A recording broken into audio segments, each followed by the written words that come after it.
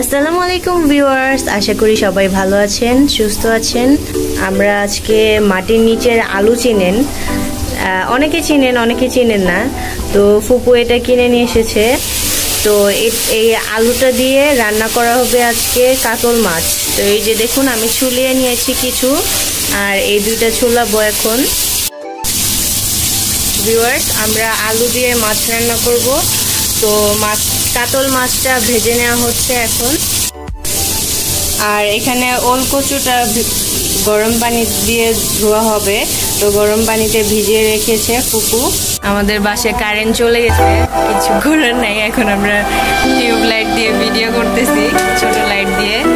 তো এখন ফুপু এটাতে ফোড়ন দিয়ে দিয়েছে, তেজপাতা আর কালি জিরা দিয়েছে। কালি জিরা, তারপরে রাঁধুনি সস আর একটু জিরা, তেজপাতা দিয়েছি কয়েকটা, পেঁয়াজ দিয়ে দিয়েছি। এখন আমি লবণ দিব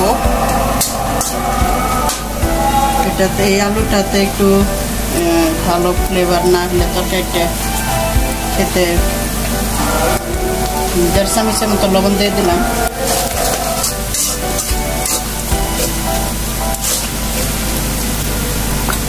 এক চামচের মতো আদা রসুন দিয়ে দিলাম। আর 1 চামচ আমি পেঁয়াজ বাটা দিলাম।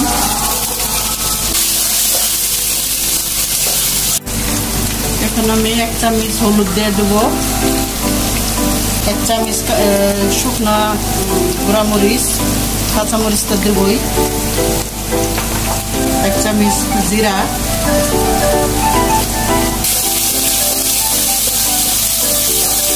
আমি একটু গরম পানি দিয়ে নেব।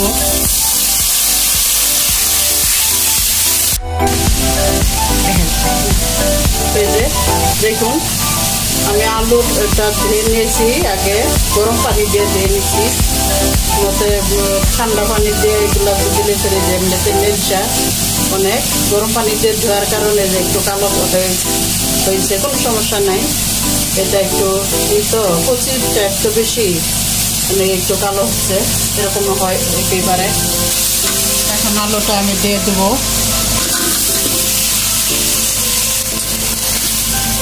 এগুলো খাইতে অনেক সুস্বাদু লাগে। আমরা আগে অনেক খেয়েছি, কিন্তু এখন তো পাওয়াই যায় না বেশি, সবসময় চোখে পড়ে না। এটা যে কোনো গুঁড়া মাছ ছাড়া আপনি যে কোনো মাছ দিয়ে রান্না করতে পারবেন। চিংড়ি মাছ, ইলিশ মাছ, যে কোনো মাছ, শোল মাছ, সব কিছু দিয়ে রান্না করা যায়। আমার কাছে সবচেয়ে ভালো লাগে এই আলুটা দিয়ে ওই কি জানি তেলাপিয়া মাছ দিয়ে অনেক মজা হয়। আরও শোল মাছ, মাগুর মাছটা সাবুনে ফিরে দিয়েছি আমি। এগুলো কিছু চাষ করা মাছ ভালো না। দেখতে থাকুন আপনারা তরকারিটা কেমন রান্না করি, আপনারা দেখতে থাকুন। আমি পরিমাণ মতো একটু কাঁচামরিচ দিয়ে দিয়েছি, বেশি দিলে আবার ঝাল হয়ে যাবে। আমার আম্মা আবার বেশি ঝাল খেতে পারে না, এই জন্য একটু ঝাল কম করে দেওয়া লাগে। আমরা তো খেতে পারি ঝাল, একটু কাঁচামরিচ নিয়ে খেতে পারি। এখন আমি এটা প্রায় 15 মিনিট কষাই নেব, নিয়ে তো গরম পানি দেব।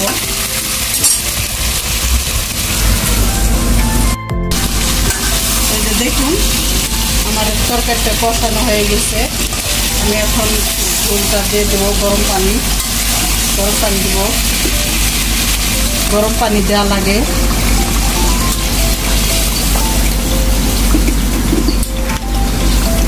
আপনারা কখনো কাঁচা পানি দিবেন না, ঠান্ডা পানি দিলে এটা নেড়চে হয়ে যাবে ঢেঁড়সের মতো। আলুটা সিদ্ধ হয় না পর্যন্ত আমি মাছটা দেব না, যেহেতু আলুগুলো একটু বড় বড় করে কেটে নেওয়া হয়েছে, এই কারণে আমি তরকারিতে আলুটা সিদ্ধ হোক, তারপরে মাছটা দিয়ে দেবো।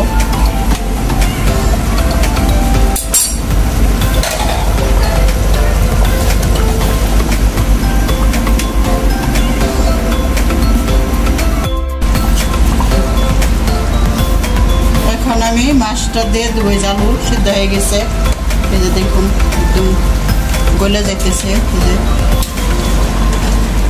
এখন আমি মাছগুলো দিয়ে দেবো।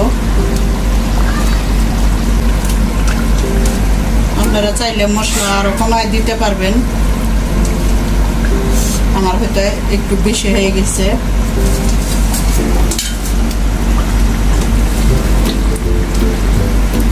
আপনারা যেভাবে খাবেন সেইভাবেই তৈরি করবেন। আলুটা মানে গলে গেলে ঝোলটা একদম ঘন হয়ে যায়, যে আলুগুলা গলে যেতেছে, এই কারণে ঝোলটা এরকম গাঢ় হয়ে যাইতেছে।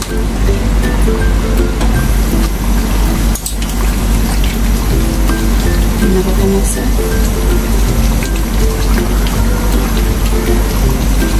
এটা আমি আরো কিছুক্ষণ 15 মিনিটের মতো চুলায় রাখবো, রেখে তারপরে নামিয়ে ফেলবো।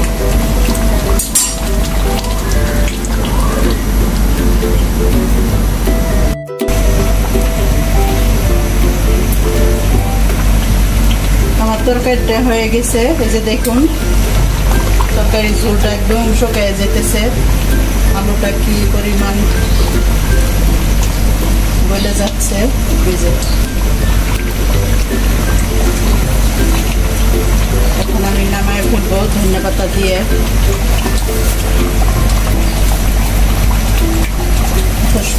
ঠান্ডা হয়ে গেলে আরো শুকায় যাবে। আগুনটা আমি বন্ধ করে দিলাম।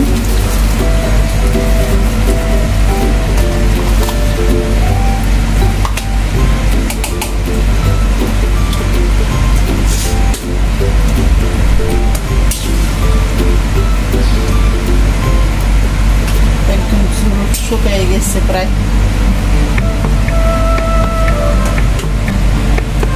তরকারি রান্নাটা কেমন হইলো আপনারা জানাবেন কমেন্টে, আর এভাবে আপনারাও ট্রাই করবেন,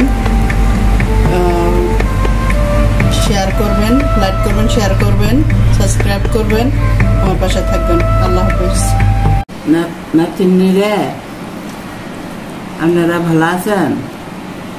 সবাই ভালো আছেন? ভালো থাকেন। দাদু, এই মাটির নিচের আলু দিয়ে কাতল মাছ দিয়ে রান্না করেছে ফুপু আজকে, খেয়ে দেখেন তো কেমন হয়েছে। অনেক ভালো আছে, অনেক ভালো হয়েছে, সুস্বাদু হয়েছে। আপনারাও খাবেন বেশি। মাটির নিচের আলু পাওয়া যায় না, হঠাৎ করে পাওয়া যায়। খুব স্বাদ হয়েছে মাছ দিয়ে, কাতল মাছ দিয়ে।